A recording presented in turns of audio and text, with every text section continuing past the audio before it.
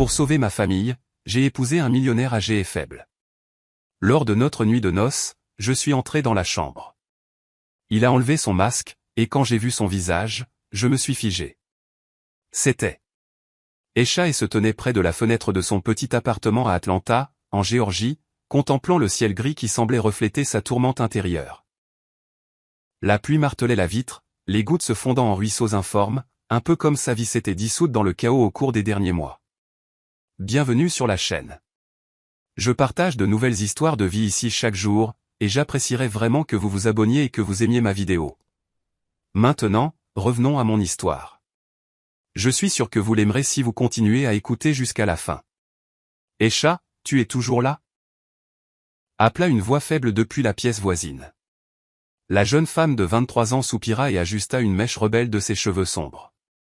Elle avait appris depuis longtemps à cacher ses vraies émotions derrière un sourire. Mais aujourd'hui, même ce masque familier menaçait de s'effriter. « Oui, maman, j'arrive », répondit-elle, essayant de paraître joyeuse. La chambre de sa mère sentait le médicament et l'air vicié. Lena était allongée dans son lit, son visage autrefois plein maintenant creusé, ses yeux ternes de douleur et d'épuisement constant. La maladie la consumait depuis près d'1 an, et la famille n'avait pas d'argent pour un traitement approprié. « Je t'ai apporté du thé. » Esha posa la tasse sur la table de chevet et s'assit sur le bord du lit. « Comment te sens-tu ? » Ne demande pas. Sa mère essaya de sourire, mais cela ressemblait plus à une grimace. « Où est ton père ?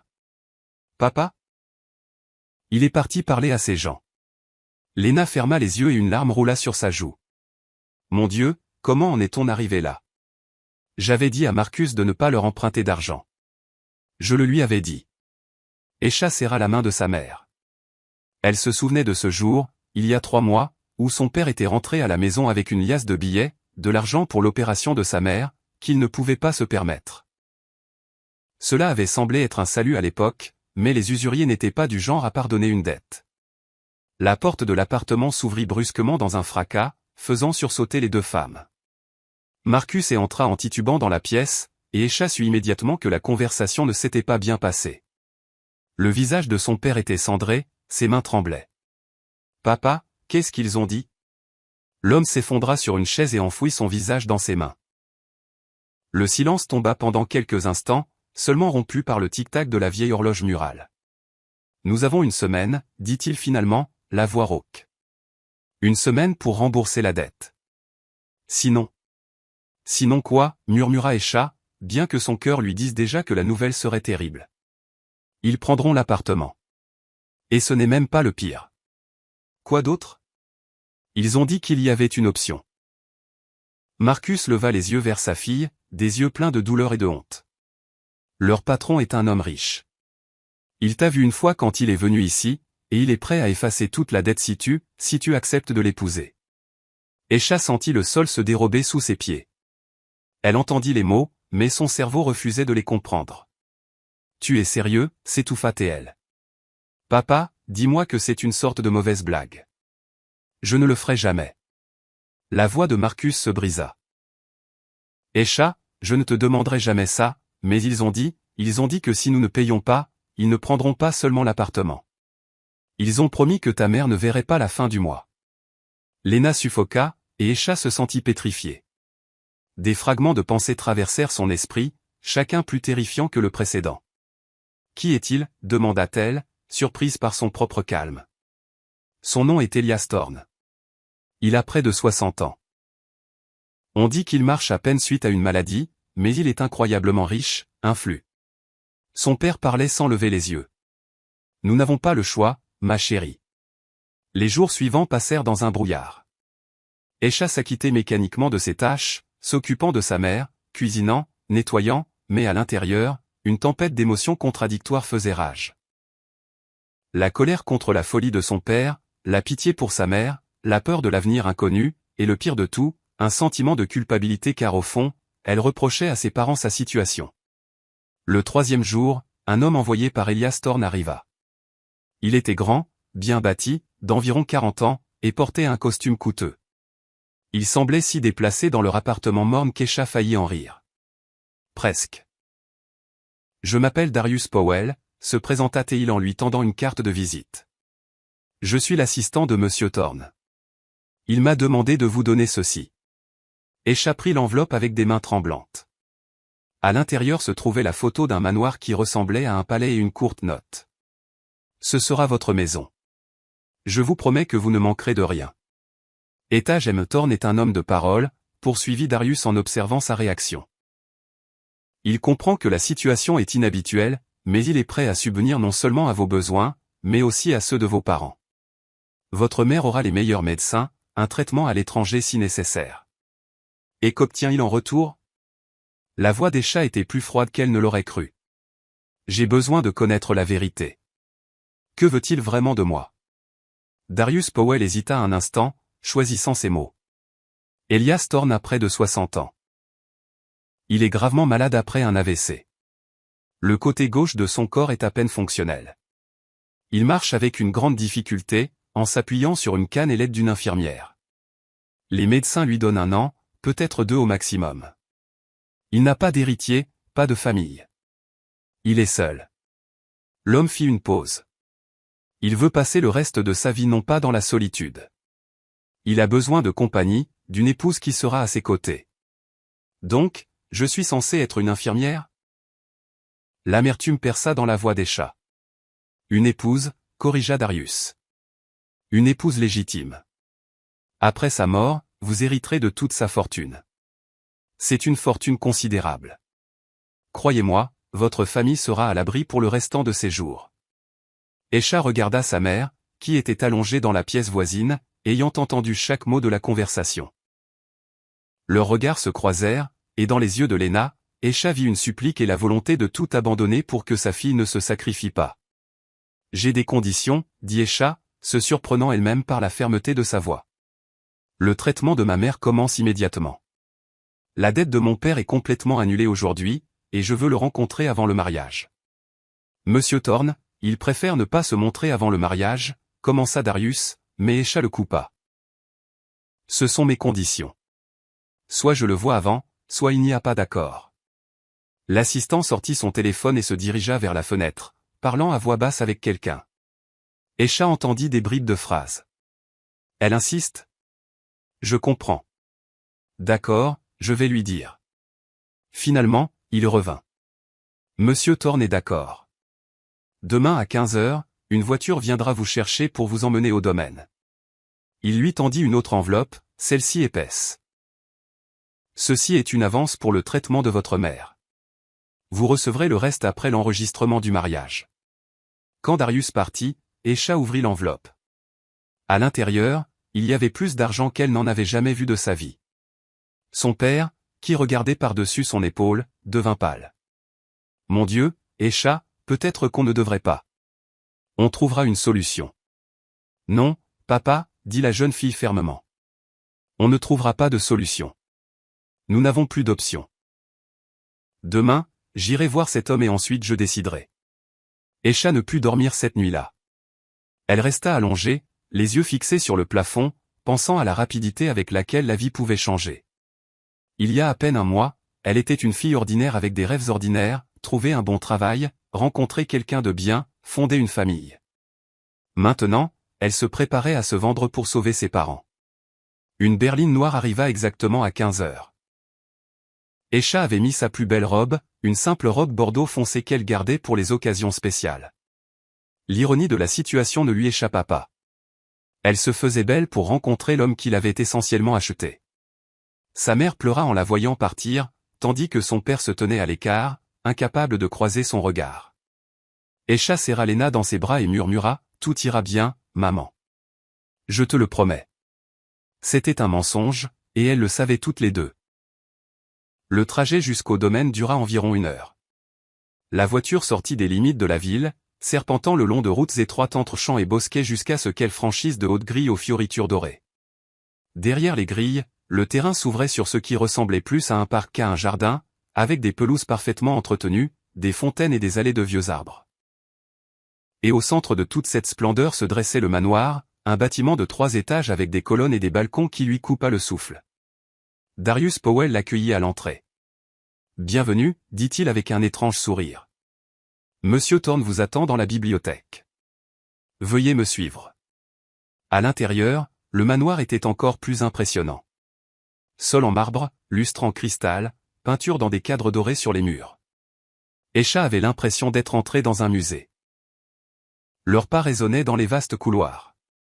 La bibliothèque se trouvait au 2e étage.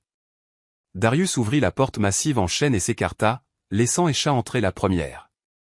La pièce était immense, les murs tapissés de livres du sol au plafond. Près de la fenêtre, assis dans un fauteuil dos à la porte, se trouvait un homme. Escha ne pouvait voir que sa silhouette, de larges épaules et des cheveux gris. M. Thorne, votre invité, annonça l'assistant avant de partir, refermant la porte derrière lui. Un silence lourd et oppressant s'installa. L'homme ne se retourna pas et Escha ne savait que faire. S'approcher ou attendre. Finalement, elle fit quelques pas en avant. Bonjour. Sa voix était plus basse qu'elle ne l'avait prévu. Approchez. Une voix profonde ordonna. Je veux vous voir. Escha contourna lentement le fauteuil et s'arrêta. Devant elle était assis un homme dont le visage était dissimulé par un étrange demi-masque qui couvrait la partie supérieure de son visage et un œil. Seul son menton couvert d'une barbe grise naissante et ses lèvres fines étaient visibles. Son bras gauche reposait sans vie sur la coudoir, tandis que sa main droite reposait sur le pommeau d'une canne. N'ayez pas peur, ricana-t-il en remarquant sa réaction. L'AVC n'a épargné ni le corps ni le visage. Le côté gauche est paralysé. Le visage est déformé. Un spectacle désagréable, je suis d'accord. C'est pourquoi je porte ce masque. Escha déglutit. Sa voix était forte, ne correspondant pas à l'image d'un patient fragile. Asseyez-vous, fit-il en désignant un fauteuil en face de lui. J'imagine que vous avez des questions.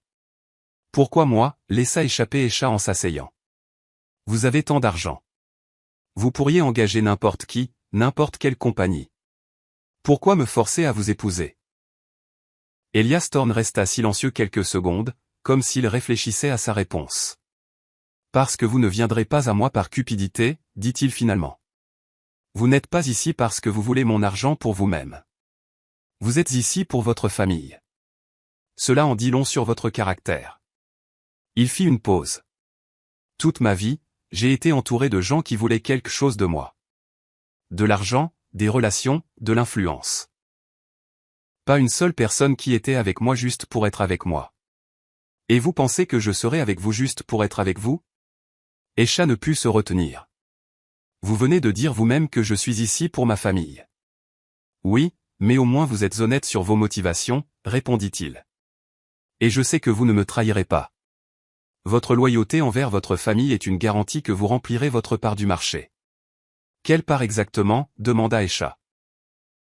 Que attendez-vous de moi? Elias Thorne se leva péniblement, s'appuyant lourdement sur sa canne. Il avait en effet du mal à se tenir debout, sa jambe gauche traînant sur le sol. Juste être près de moi, dit-il d'un air las.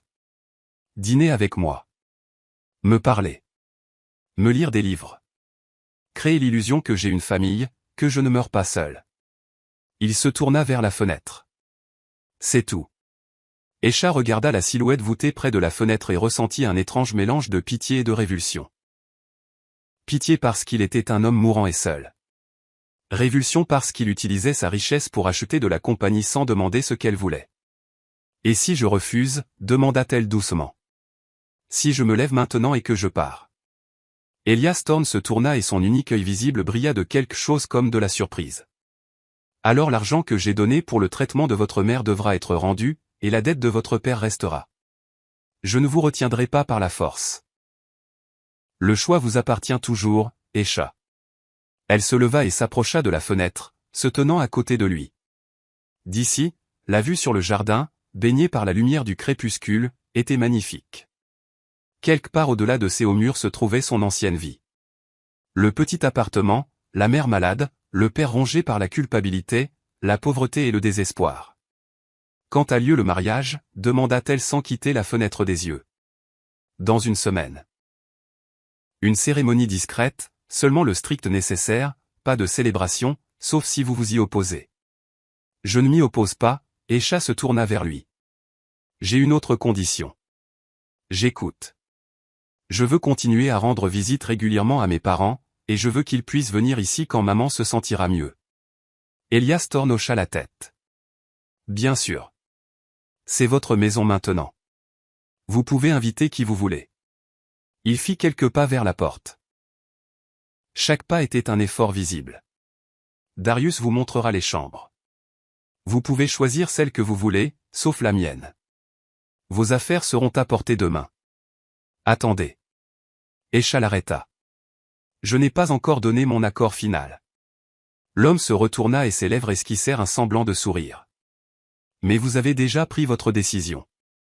Je le vois. Il ouvrit la porte. Bienvenue dans la cage dorée, Esha.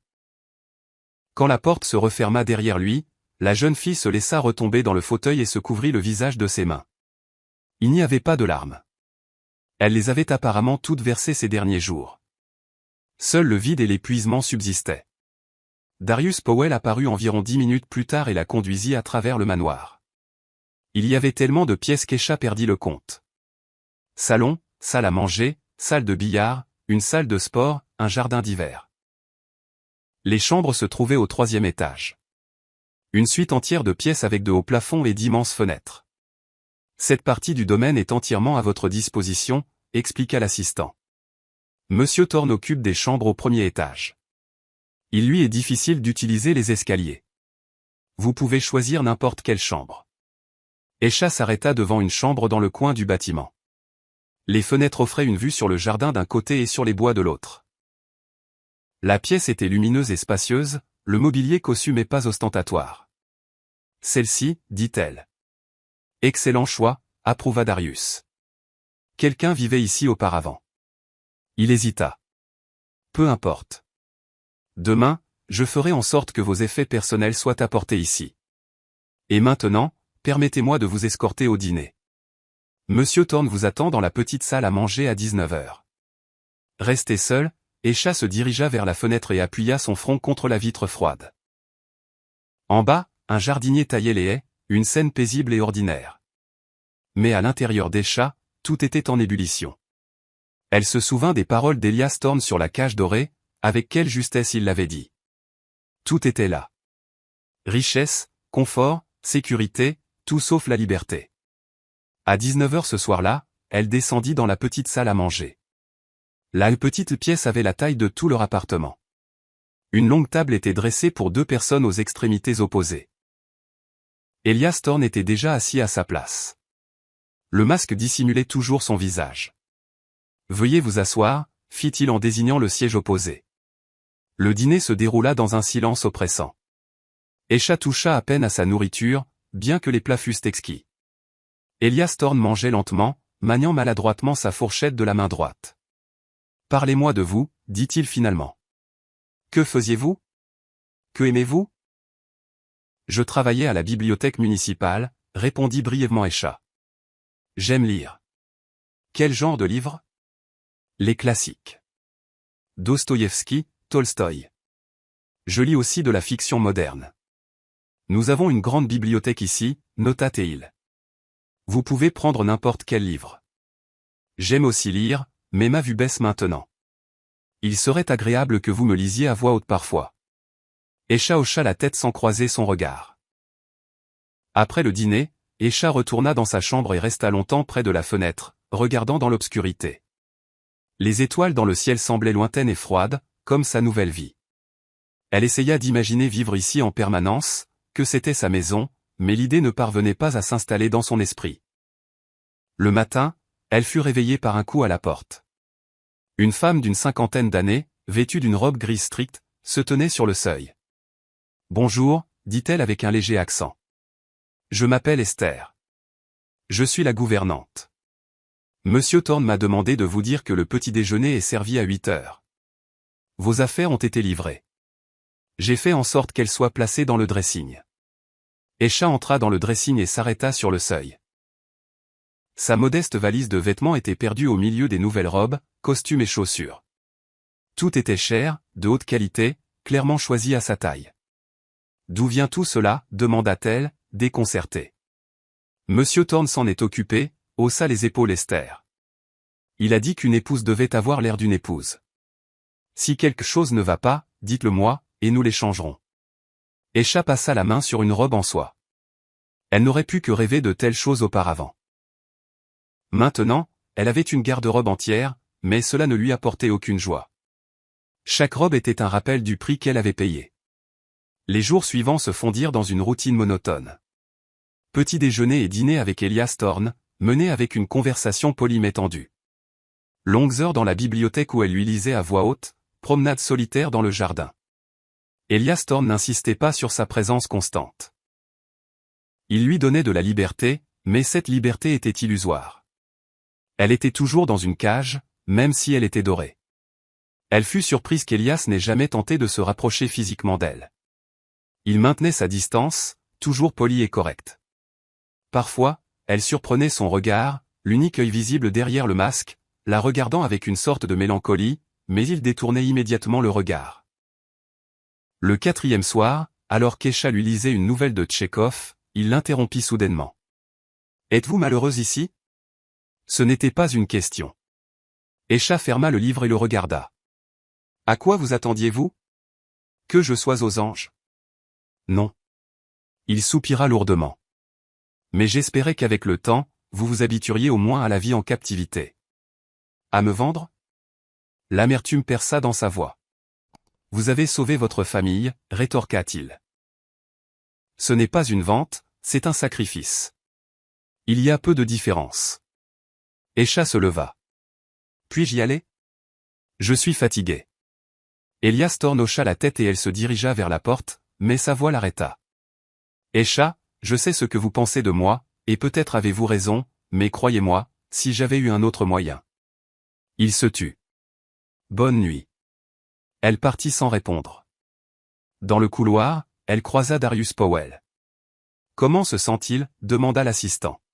« Fatigué, » répondit sèchement Esha, essayant de le dépasser, mais il la retint avec une question.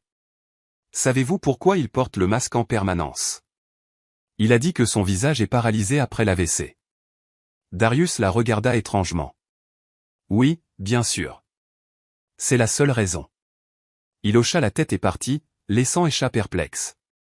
Que voulait-il dire ? Le mariage eut lieu exactement une semaine plus tard, comme Elias Thorne l'avait promis.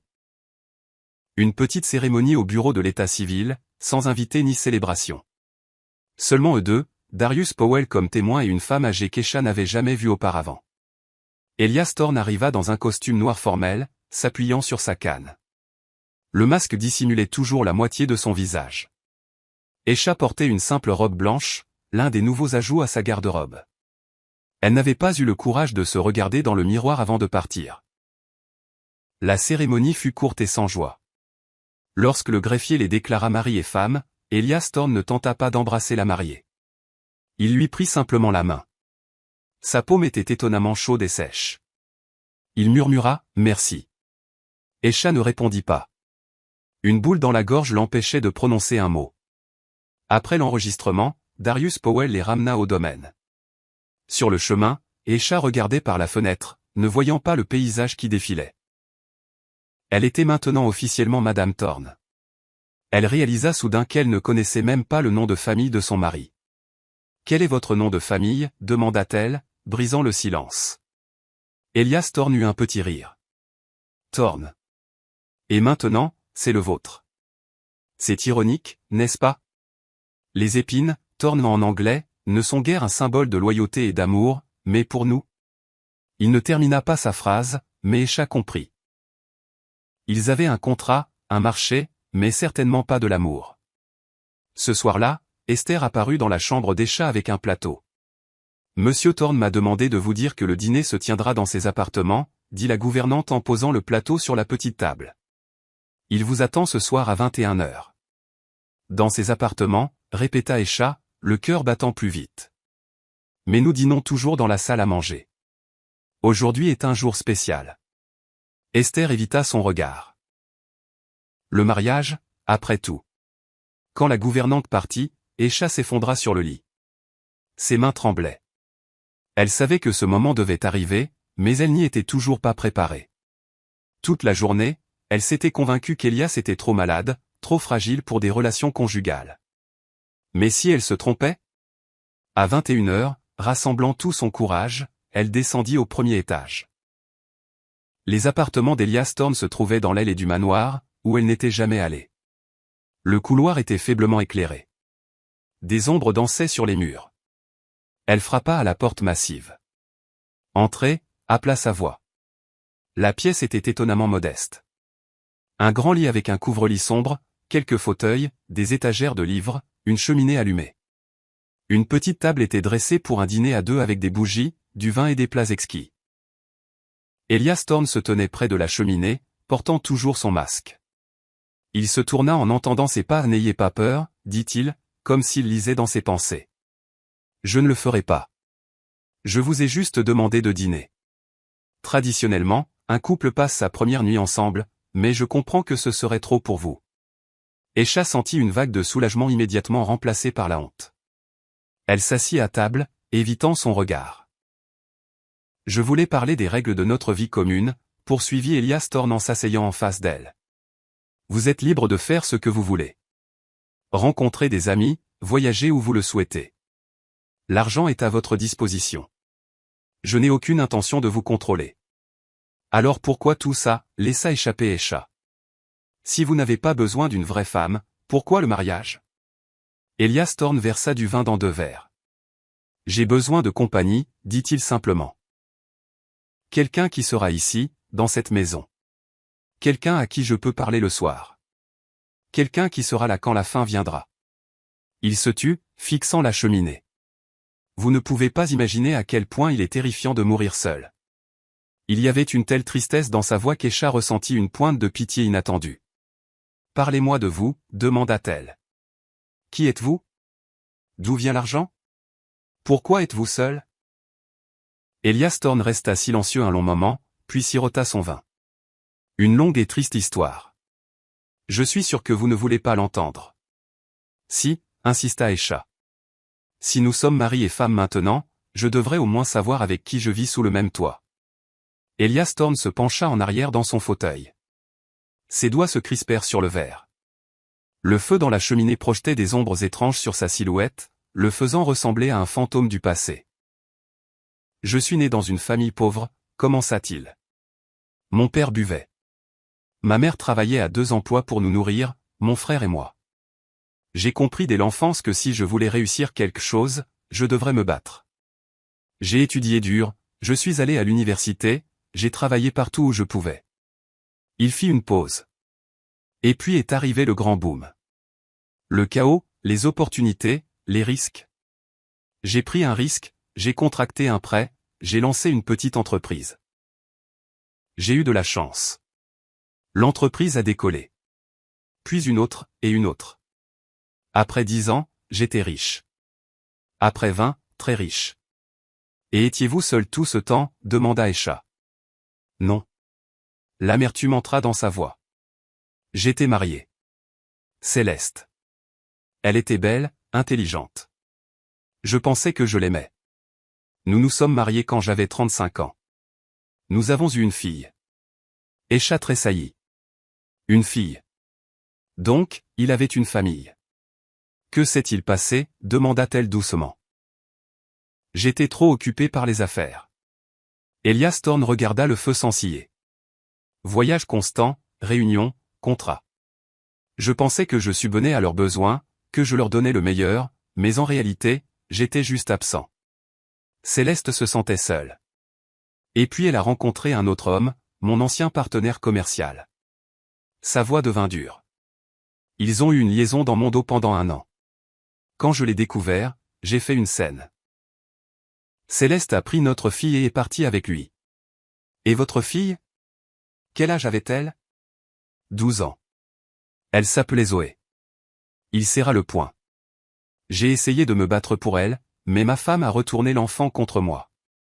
Elle a dit que je les avais abandonnés, que l'argent était plus important pour moi. Zoé a cessé de me parler. Et puis il y a eu l'accident. Aisha se figea, sentant quelque chose de terrible. Céleste et son nouveau mari conduisaient. Zoé était avec eux. Un chauffeur ivre a traversé la ligne médiane. Elias Thorne se tut et Aisha vit sa main trembler. Tous les 3 sont morts sur le coup. Zoé avait 16 ans. Je suis vraiment désolé, murmura Esha. Et pour la première fois, sa sympathie était sincère. Après ça, je me suis fermé à tout le monde. Elias Thorne continua. Je me suis plongé encore plus dans le travail. J'ai construit ce domaine. Je pensais y créer une sorte de nid familial où je pourrais un jour amener mes petits-enfants. Stupide, n'est-ce pas? Il sourit amèrement. Et puis l'AVC est arrivé. Le médecin a dit, stress, surmenage, âge. Je me suis retrouvé enchaîné à ce corps piège, dont la moitié ne fonctionne pas. Esha le regarda et quelque chose changea en elle. Ce n'était pas seulement un vieil homme riche qui avait acheté une jeune femme. C'était un homme brisé qui avait perdu tout ce qui comptait. C'est pour ça que vous portez le masque, dit-elle. Pas seulement à cause de la paralysie. Elias Thorne hocha la tête. Je ne veux pas voir la pitié dans les yeux des gens. Il me suffit de la voir dans le miroir chaque matin. Ils restèrent assis en silence, seulement rompus par le crépitement du bois dans la cheminée. Esha réfléchissait à ce qu'elle avait entendu. Sa propre douleur n'avait pas disparu, mais maintenant elle comprenait qu'Elias souffrait aussi. La chambre que j'ai choisie, dit-elle soudain. Darius Powell a commencé à dire que quelqu'un y vivait avant. C'était Zoé? Elias Thorne tressaillit comme s'il avait été frappé. Oui, parvint-il à dire. Je l'ai meublée, préparée pour l'arrivée de ma fille, en espérant qu'elle me rendrait visite un jour, mais elle n'est jamais venue. Après sa mort, j'ai ordonné de fermer la chambre. Personne n'y est entré pendant près de 7 ans. Devrais-je en choisir une autre, proposa Esha. Non, répondit-il sèchement. Au contraire. Qu'il y ait de nouveau de la vie dans cette chambre. Qu'elle ne reste pas comme un mausolée vide. Il se leva, s'appuyant lourdement sur sa canne. Il est tard. Vous devriez aller vous reposer. Esha se leva, mais s'attarda à la porte. Monsieur Thorne, merci de m'avoir raconté. Je suis vraiment désolé. C'est du passé. Il la congédia d'un geste de la main, mais elle pouvait voir à quel point ses épaules étaient tendues. Bonne nuit, Esha. Esha monta dans sa chambre et ne put dormir pendant un long moment. L'histoire d'Elias Thorne la hantait. Elle imaginait la petite Zoé qui n'avait vécu entre ces murs que dans les rêves de son père. La jeune fille qui n'a jamais su qu'une maison l'attendait. Le matin, Esha se réveilla au son de la pluie. Des gouttes grises tambourinaient contre la vitre, transformant le jardin extérieur en une aquarelle floue. Elle s'habilla et descendit pour le petit déjeuner, mais Elias n'était pas à table. Il ne se sent pas bien, expliqua Esther en lui versant du café. Le médecin est avec lui maintenant. Il a dit qu'il devrait se sentir mieux d'ici le déjeuner. Est-ce grave? Demanda Esha, surprise de sa propre inquiétude. Une exacerbation. Cela arrive après le stress ou le surmenage. La gouvernante secoua la tête. La journée d'hier a été difficile pour lui. Le mariage? Parler du passé. Esha ressentit une pointe de culpabilité. Puis-je lui rendre visite? Esther haussa les sourcils de surprise. Bien sûr. Vous êtes sa femme maintenant. Attendez juste que le médecin termine son examen. Esha passa la matinée dans la bibliothèque à essayer de lire, mais ses pensées revenaient constamment à Elias. Vers midi, Darius Powell apparut. Monsieur Thorne vous demande de venir si cela ne vous dérange pas. Elle le suivit jusqu'aux appartements de son mari. Elias Thorne était allongé dans son lit, pâle, mais il n'avait toujours pas enlevé le masque. En voyant Esha, il essaya de se redresser, mais elle lui fit signe de rester. Restez allongé. Comment vous sentez-vous? Je survivrai. Il sourit faiblement. Je suis désolé d'avoir gâché votre premier jour de mariage. N'importe quoi. Esha rapprocha une chaise du lit et s'assit. Vous devez vous reposer. Peut-être que je devrais vous lire quelque chose. Elias la regarda avec surprise. Vous n'êtes pas obligé. Je sais, mais j'en ai envie. Elle prit le livre sur la table de chevet, un recueil de nouvelles de Tchekhov, et commença à lire. Sa voix était calme et mélodieuse, remplissant la pièce. Elias Thorne ferma les yeux, et pour la première fois depuis des jours, l'expression de son visage devint paisible. Elle lut pendant environ 1 heure. Quand elle termina l'histoire, elle vit qu'Elias dormait. Elle se leva doucement, se préparant à partir, mais sa voix l'arrêta. ne partez pas, s'il vous plaît. Esha se retourna. Il n'avait pas ouvert les yeux, mais sa main était légèrement tendue vers elle. Asseyez-vous simplement ici. Je me sens mieux quand vous êtes là. Elle retourna à la chaise et ils restèrent assis en silence. La pluie dehors redoubla, se transformant en averse. Le feu crépitait dans la cheminée. Et dans ce calme, Esha réalisa soudain qu'elle ne se sentait plus aussi accablée qu'avant. Quelque chose avait changé après la conversation de la veille. Ce soir-là, quand Elias alla mieux, ils dînèrent ensemble dans sa chambre. Il mangea peu mais était de meilleure humeur. « Votre mère, dit-il entre deux plats. Darius s'est arrangé avec la clinique. Elle sera admise pour un examen diagnostic complet après-demain. Les meilleurs spécialistes. Merci. » Esha sentit les larmes lui monter aux yeux. « Vous ne pouvez pas imaginer à quel point cela compte pour moi. » « Je peux imaginer. » Il prit un verre d'eau. « La famille est la chose la plus précieuse. Je l'ai réalisé trop tard. Mais vous, vous avez encore le temps. Vous avez toute la vie devant vous. » « Vous aussi, » rétorqua Esha. « Les médecins peuvent se tromper. » Elias Thorne sourit tristement. « Ma chère, je m'y suis déjà fait, mais je suis reconnaissant au destin de vous avoir envoyé à moi, ne serait-ce qu'à la fin. » Ils restèrent éveillés tard ensemble, parlant de tout et de rien. Elias partagea des histoires de sa jeunesse, et Esha parla de la bibliothèque où elle travaillait et des livres qu'elle aimait. Et à chaque minute qui passait, le mur entre eux s'amincissait. Quand Esha retourna dans sa chambre, il était plus de minuit. Elle s'allongea dans son lit et ferma les yeux, mais le sommeil ne venait pas. La voix d'Elias Thorne résonnait dans sa tête. « Je me sens mieux quand vous êtes là. » Une phrase si simple, mais si pleine de solitude. Puis elle entendit un cri. Esha bondit de son lit, sans hésiter, se précipita en bas des escaliers. Le cri venait des appartements d'Elias, désespéré, plein de douleur. Elle ouvrit la porte en grand et se figea sur le seuil. Elias Thorne était allongé sur le sol près du lit, recroquevillé de douleur. Le masque avait glissé sur le côté, révélant une partie de son visage. Sa canne renversée gisait à côté de lui. Monsieur Thorne, Esha se précipita vers lui. Que s'est-il passé? Je suis tombé, força-t-il à travers ses dents serrées. J'ai essayé d'aller à la salle de bain. Ma jambe a lâché. Ne bougez pas. Elle attrapa le téléphone qu'elle vit sur la table de chevet et composa le numéro enregistré sous le nom de Darius. L'assistant répondit après la troisième sonnerie, la voix ensommeillée. Venez immédiatement et appelez un médecin. Monsieur Thorne est tombé. Pendant qu'ils attendaient, Esha l'aida prudemment à s'asseoir, adossant son dos contre le lit. Elias Thorne respirait lourdement, le visage contracté par la douleur. Le masque pendait maintenant à son cordon, exposant entièrement son visage. Esha le vit complètement pour la première fois. Le côté gauche était en effet paralysé, la paupière tombante, le coin de la bouche figé dans une position anormale. Mais ce n'est pas ce qui lui coupa le souffle. Même à travers les traces de la maladie, à travers les cheveux gris et les rides, elle vit des traits qui lui semblaient vaguement familiers, quelque chose dans la forme de ses pommettes, la ligne de sa mâchoire, la position de ses yeux. Ne regardez pas. Elias Thorne essaya de tourner la tête, mais Esha l'arrêta doucement. Ce n'est rien. Vous savez que je ne suis pas sensible. Elle prit une serviette sur le fauteuil et essuya soigneusement la sueur de son front. Où avez-vous le plus mal? Ma jambe. Je pense que je me suis tordu la cheville. 10 minutes plus tard, Darius Powell se précipita, suivi du médecin, un homme âgé aux tempes grises et aux yeux fatigués.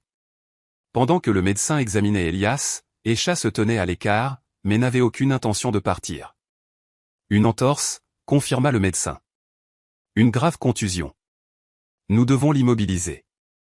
Plusieurs jours de repos au lit sont essentiels. Je me débrouillerai, commença Elias. Mais le médecin l'interrompit. Vous avez besoin d'aide. D'une aide constante. Vous ne pouvez pas être seul, monsieur Thorne. Dans votre état, toute chute pourrait avoir des conséquences bien pires. Il m'a moi, dit Esha, se surprenant elle-même. Je m'occuperai de lui. Les trois hommes, Elias, le médecin et Darius, la dévisagèrent. Esha, vous n'êtes pas obligé, commença Elias, mais elle leva la main. Je suis votre femme officiellement, et les femmes s'occupent de leurs maris quand ils sont malades, alors ne discutez pas. Le médecin hocha la tête d'un air approbateur et commença à donner des instructions. Aisha écoutait attentivement, mémorisant chaque mot. Quand le médecin et Darius Powell partirent enfin, elle aida Elias à se mettre au lit. « Pourquoi faites-vous ça » demanda-t-il doucement alors qu'elle le couvrait d'une couverture. « Nous savons tous les deux que ce n'est pas un vrai mariage. » Aisha s'assit sur le bord du lit. « Peut-être que ce n'est pas réel au sens habituel, mais vous avez aidé ma famille. Vous avez donné à ma mère une chance de vivre, et je ne peux pas rester les bras croisés quand vous souffrez. » Elias Thorne la regarda longuement, et quelque chose comme des larmes brilla dans son œil visible. « Vous êtes incroyable, murmura-t-il. Zoé aurait été tout aussi gentille, tout aussi compatissante. « Parlez-moi d'elle, demanda Aisha. Comment était-elle ? Et Elias Thorne lui parla de la petite fille honnête qui adorait lire des contes de fées, de comment elle rêvait de devenir médecin, de son rire qui ressemblait à des clochettes. Il parlait et des larmes coulaient sur son visage, non plus cachées par le masque. Aisha lui tint la main et écouta en silence. Et plus tard, quand il s'endormit, épuisée par la douleur et les souvenirs, elle resta assise près de lui, non pas dans sa chambre luxueuse du 3e étage, mais ici, dans le fauteuil près de son lit. Le matin, elle se réveilla en sentant quelqu'un la couvrir d'un plaid. En ouvrant les yeux, elle vit Esther. « Vous êtes resté debout toute la nuit. » La gouvernante secoua la tête. « Allez vous laver et vous changer. Je vais m'asseoir avec lui. » Mais dès qu'Aisha se leva, Elias ouvrit les yeux. « Vous êtes là. » Un son de soulagement était dans sa voix. « Je suis là. » Elle hocha la tête. « Et je ne vais nulle part. » Les jours suivants furent difficiles. Aisha ne quittait guère Elias, l'aidant pour tout. Elle lui lisait des livres, lui apportait ses repas, l'aidait à se déplacer, et chaque jour, leur lien se renforçait. Une semaine s'écoula depuis la chute d'Elias. Aisha s'était habituée à la nouvelle routine. Elle passait la plupart de son temps avec lui, et cela ne ressemblait plus à une obligation. Elias s'avéra être un causeur étonnamment intéressant. Il avait beaucoup voyagé, connaissait plusieurs langues et comprenait l'art et la littérature. Derrière son masque de millionnaire bourru se cachait un homme très instruit et sensible. Ce jour-là, Aisha devait rendre visite à sa mère à la clinique. L'examen avait montré que l'opération était possible, et elle était prévue pour la semaine suivante. Sa mère avait meilleure mine. L'espoir faisait des merveilles. « Comment va-t-il » demanda Lena et quand elles furent seules. « Ton mari » Aisha réfléchit à la question. « Il n'est pas celui que j'imaginais. C'est un homme bien, maman. Juste très seul et malheureux. »« L'aimes-tu » demanda doucement sa mère. « Non » répondit trop vite Aisha. « Je veux dire, je ne sais pas. Ce n'est pas de l'amour au sens habituel, mais je ne suis pas indifférente à ce qui lui arrive, et il ne m'est plus difficile d'être près de lui. » Lena lui prit la main. « Tu sais, Aisha, l'amour se présente de différentes manières. Il ne frappe pas toujours comme la foudre, comme dans les romans. Parfois, il grandit lentement, à partir des soins, de la compréhension. Peut-être que ce que tu ressens est le début de quelque chose de réel. » En rentrant au domaine ce soir-là, Aisha trouva une agitation inhabituelle. Une voiture inconnue était garée à l'entrée, et dans le hall, elle tomba sur un homme grand d'une 50aine d'années portant un costume coûteux. « Et vous devez être la nouvelle femme d'Elias » dit-il avec un sourire désagréable. « Eh bien, je dois le reconnaître à mon frère. Il a toujours eu un excellent goût. » Aisha s'arrêta net. « Frère ? Excusez-moi, je ne me suis pas présenté. » L'homme tendit la main.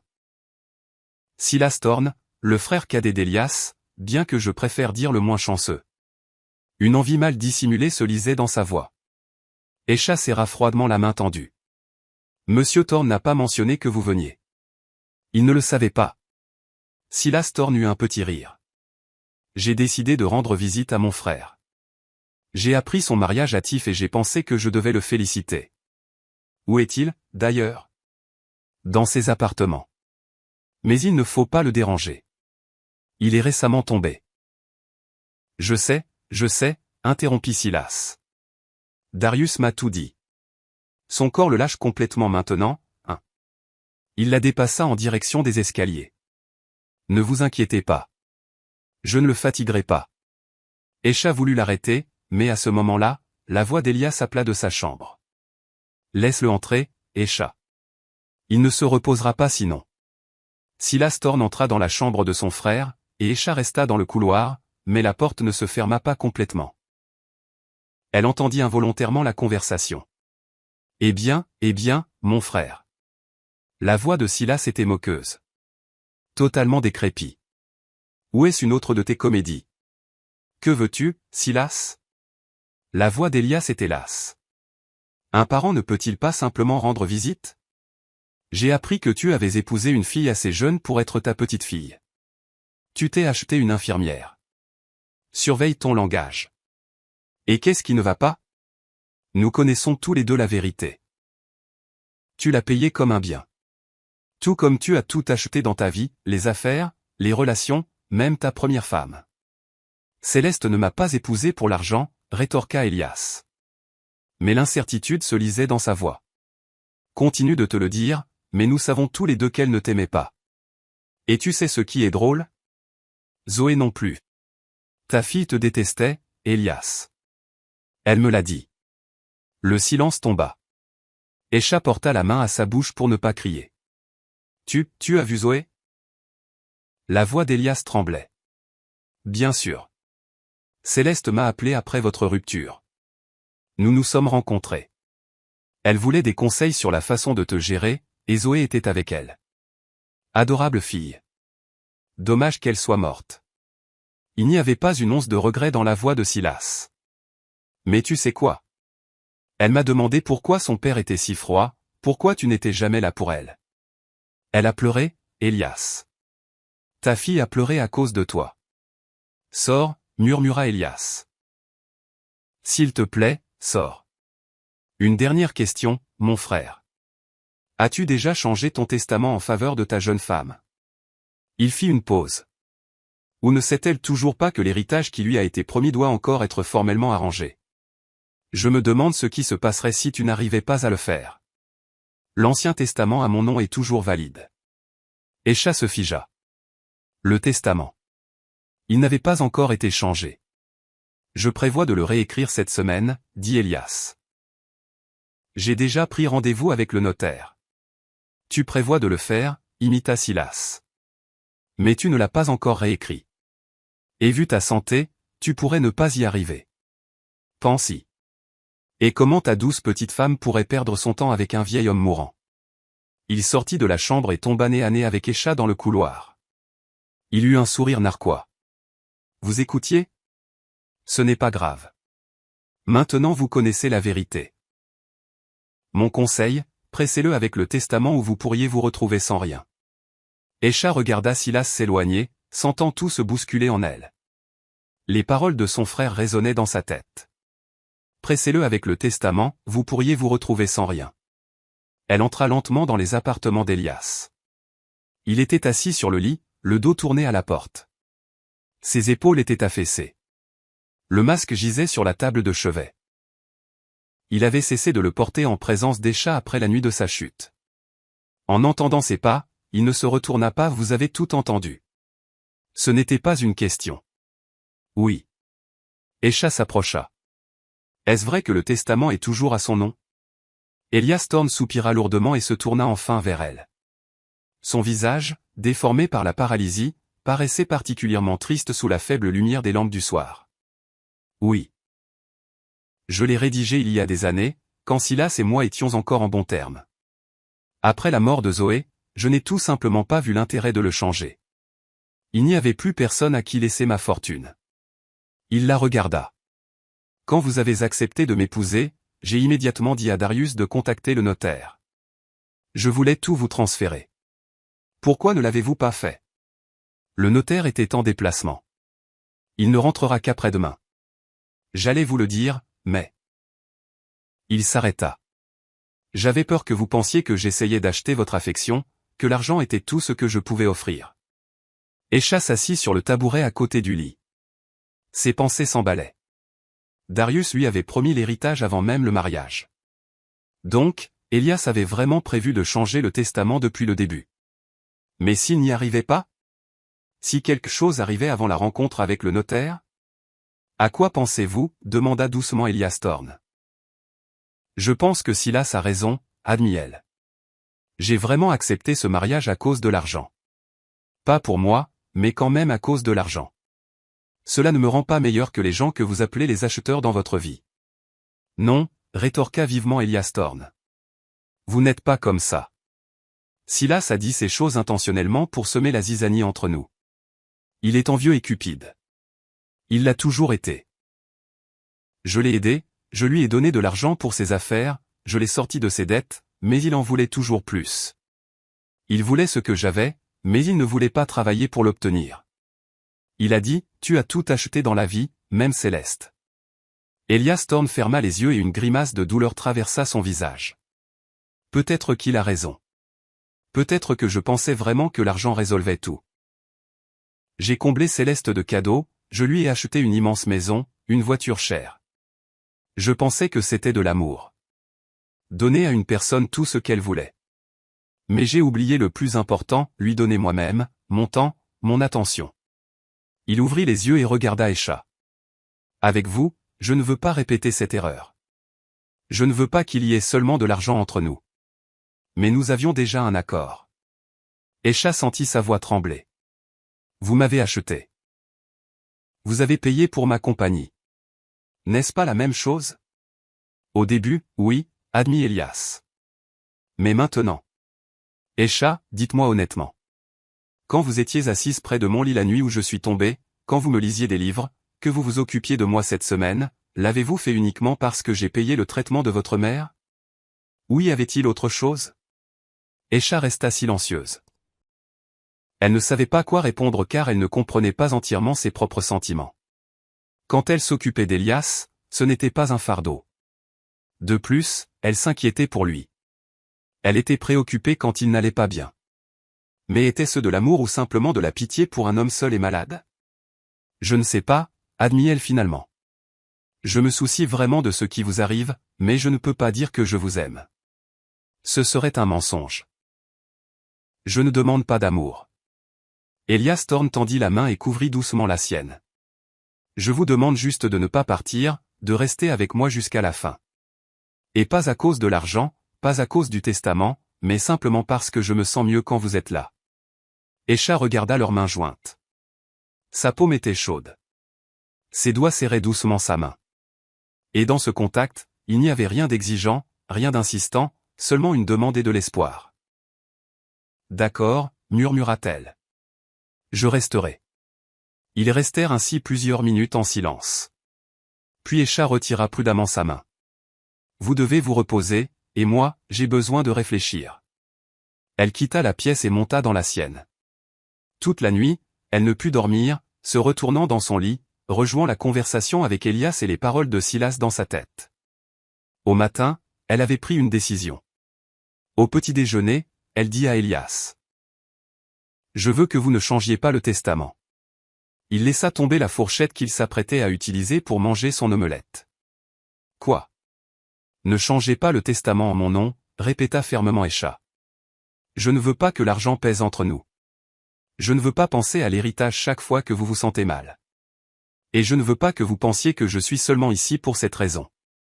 Esha, c'est de la folie. Elias Thorne secoua la tête. Vous m'avez épousé à la condition que vous recevriez une sécurité. Je ne peux pas. Vous pouvez. Esha l'interrompit. Vous ne me devez rien. Maman reçoit déjà son traitement. La dette de papa est effacée. C'est assez.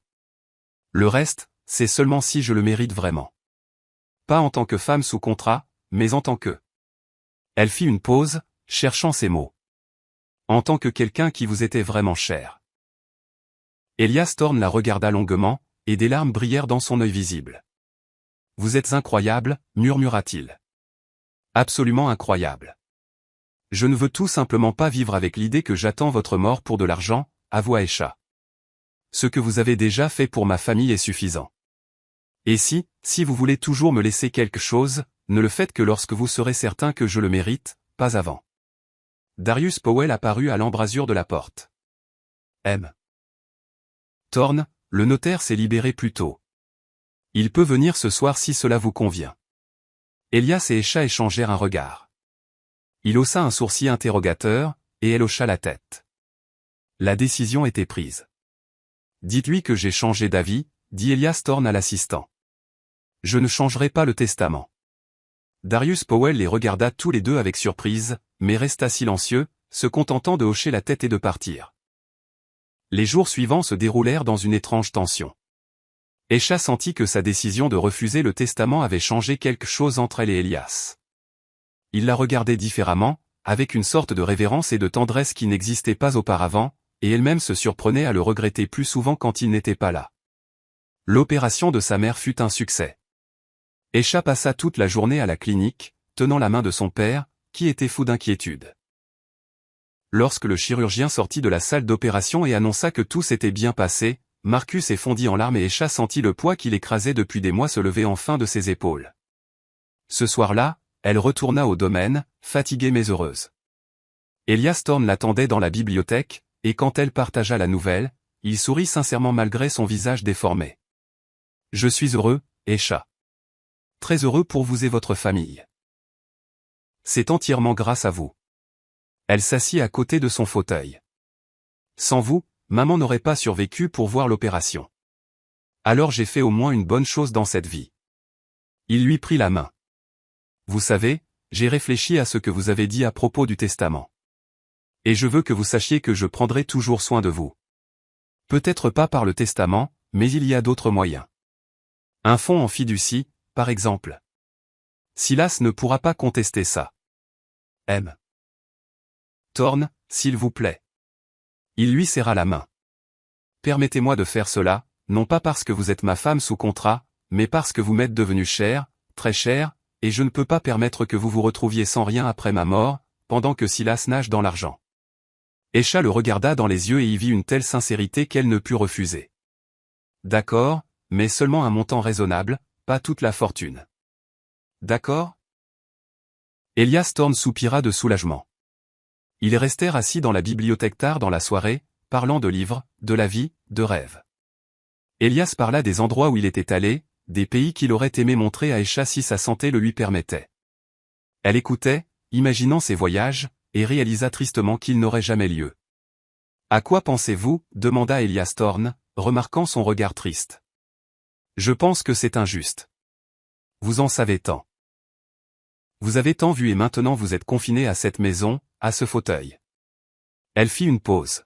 « Vous rêviez de me montrer le monde, mais nous savons tous les deux que c'est impossible. Tout n'est pas perdu. » Elias Thorne sourit de manière inattendue. « J'ai une idée, mais c'est une surprise. Vous le saurez demain. » Le lendemain matin, Escha se réveilla en entendant frapper à la porte. Esther apporta un plateau avec le petit déjeuner et sourit mystérieusement. « M. Thorne m'a demandé de vous dire de vous habiller chaudement et de descendre à l'entrée principale à 10 heures. »« Que se passe-t-il » demanda Escha, intrigué. « Vous verrez. » La gouvernante se contenta de sourire énigmatiquement. Exactement à 10 heures, Escha descendit. Elias Thorne l'attendait à l'entrée, vêtu d'un manteau chaud et s'appuyant sur sa canne. Darius Powell se tenait à proximité. « Nous allons faire un tour » annonça Elias. « Je veux vous montrer un endroit. » Ils montèrent dans la voiture, un SUV spacieux avec des sièges confortables, et partirent. Le trajet dura environ 1 heure. Escha regardait le paysage défiler par la fenêtre. Champs, bosquets, petite ville. Elias était silencieux, mais un sourire jouait sur son visage. Finalement, ils s'arrêtèrent près d'un petit lac entouré de bois. La rive était parsemée de feuilles d'automne colorées. L'eau était calme et claire, reflétant le ciel. Juste au bord de l'eau se trouvait un belvédère en bois avec vue sur le lac. « C'est mon endroit préféré » dit Elias quand ils sortirent de la voiture. Darius l'aida à atteindre le belvédère. « J'ai acheté ce terrain il y a des années. Je voulais construire une maison ici, mais je n'en ai jamais eu l'occasion. Et puis l'AVC est arrivé, et j'ai décidé que je ne reviendrai pas ici. Trop loin, trop difficile avec ma santé. Alors pourquoi sommes-nous venus ? » demanda Escha, s'asseyant à côté de lui sur le banc du belvédère. « Parce que j'ai réalisé que si ce n'est pas maintenant, ce ne sera jamais. » Elias Thorne regarda le lac. « Je ne peux pas vous montrer Paris ou Rome. Je ne peux pas vous emmener à la montagne ou à la mer. Mais je peux partager ce qui m'est précieux. Cet endroit, cette beauté. Esha sentit une boule dans sa gorge. Elle regarda le lac, les arbres se reflétant dans l'eau, la scène calme et paisible qui les entourait, et comprit que c'était vraiment beau, peut-être même plus beau que des sites étrangers. Merci, murmura-t-elle. C'est un endroit vraiment spécial. Ils restèrent là plus d'une heure, profitant simplement du calme et de la paix. Elias Thorne raconta comment il avait trouvé le lac, comment il rêvait de construire une petite maison pour sa famille ici. Esha écoutait et imaginait ce que sa vie aurait pu être si les choses s'étaient passées différemment. Sur le chemin du retour, Elias Thorne s'assoupit dans la voiture, reposant sa tête sur l'épaule d'Esha. Elle resta immobile, craignant de le réveiller, et regarda son visage. Même déformé par la paralysie, il lui semblait maintenant familier. Autrefois, elle n'avait vu qu'un vieil homme malade qui l'avait acheté. Maintenant, elle voyait une personne au cœur brisé qui essayait de trouver un peu de chaleur avant la fin. Et elle réalisa soudain qu'elle était tombée amoureuse. Pas passionnément, pas follement, mais tranquillement, profondément, sincèrement. La pensée la choqua et l'effraya en même temps. Elle était tombée amoureuse d'un homme mourant, un homme qui avait si peu de temps à vivre. Ce soir-là, alors qu'Elias Thorne se reposait après le voyage, Esther frappa à la porte d'Esha. Le visage de la gouvernante était troublé. « Nous avons un problème, dit-elle doucement. J'ai surpris une conversation téléphonique de Darius Powell. Il parlait à Silas Thorne de la santé de Monsieur Thorne, du fait qu'il avait quitté la maison aujourd'hui. Silas a demandé quand cette fin pourrait arriver, et Darius a répondu « bientôt. » Très bientôt. Esha eut froid dans le dos. Vous pensez? Je ne sais pas quoi penser. Esther secoua la tête. Mais je n'aime pas ce que j'ai entendu. Darius Powell travaille pour Monsieur Thorne depuis 20 ans, mais il connaît aussi très bien Silas. Et si le testament est toujours au nom du frère cadet? Elle ne termina pas sa phrase, mais Esha comprit tout. Nous devons avertir Monsieur Thorne. L'avertir de quoi? La gouvernante leva les mains. Nous n'avons aucune preuve, juste des soupçons. Etage M. Thorne fait confiance à Darius comme à lui-même. Alors je serai plus vigilante, dit Esha avec détermination. Je ne le quitterai pas d'une semelle. Pendant les jours suivants, elle ne quitta en effet guère Elias Thorne. Le matin, ils prenaient le petit déjeuner ensemble. Pendant la journée, elle lui lisait, ou ils discutaient simplement, et le soir, ils dînaient. Darius Powell tenta de l'éloigner plusieurs fois sous différents prétextes, des documents à signer ou pour parler de la décoration de sa chambre. Mais Esha trouvait toujours une raison de rester avec Elias. Elle vit l'assistant froncer les sourcils, vit les regards irrités qu'il lui lançait, mais il ne dit rien, n'insista pas. Peut-être qu'Esther s'était trompée. Peut-être que la conversation était anodine. Mais alors, quelque chose se produisit qui dissipa tous les doutes.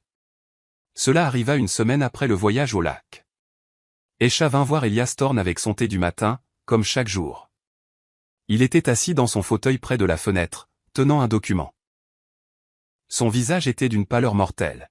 « Qu'est-ce qui ne va pas ?» demanda Esha, alarmé. Elias Thorne lui tendit silencieusement le papier. C'était l'impression d'un virement bancaire. Une très grosse somme avait été transférée de son compte vers un compte offshore il y a 3 jours, et la signature sur le document de transfert était la sienne, celle d'Elias. « Je n'ai pas fait ça, murmura-t-il. Esha, je n'ai pas signé ce virement. Je n'ai même jamais vu ce document. Esha regarda la signature. Elle ressemblait en effet beaucoup à l'écriture d'Elias Thorne, qu'elle avait vue de nombreuses fois. Mais il y avait un détail, la dernière lettre du nom de famille. Elias la dessinait toujours avec une fioriture distinctive. Ici, la fioriture manquait. « C'est un faux, dit-elle. Quelqu'un a imité votre signature et volé l'argent. Darius, halta Elias Thorne. Seul lui a accès à mes comptes. Seul lui aurait pu faire ça. » À ce moment-là, la porte s'ouvrit brusquement et Darius Powell lui-même apparut sur le seuil. Dans sa main, il tenait une arme de poing. « Quel dommage que vous ayez découvert cela si vite, Monsieur Thorne, dit-il froidement. Je comptais avoir plus de temps. » Esha s'avança instinctivement, protégeant Elias. Son cœur battait si fort qu'elle avait l'impression qu'il allait lui sauter de la poitrine. « Darius, que fais-tu » La voix d'Elias Thorne tremblait, non de peur, mais de la douleur de la trahison. 20 ans. 20 ans que tu étais à mes côtés. 20 ans que j'étais votre ombre, cria l'assistant, le visage déformé. 20 ans que j'exécutais le moindre de vos caprices, que je souriais, que je m'inclinais. Vous ne m'avez même pas remarqué en tant que personne. J'étais juste une fonction, un outil. Et Silas Thorne, lui, m'a offert une part. De l'argent réel après votre mort. Tout ce que j'avais à faire, c'était d'aider les choses à arriver un peu plus vite. Tu voulais le tuer, murmura Escha. Je ne voulais pas. Je veux, corrigea froidement Darius. Aujourd'hui, maintenant. Un accident. Le vieil homme est tombé dans les escaliers. Personne ne prouvera rien. Et demain, Silas Thorne hérite de tout et je reçois ma part. Et moi, demanda Escha, essayant de gagner du temps. Et moi? Vous étiez un témoin.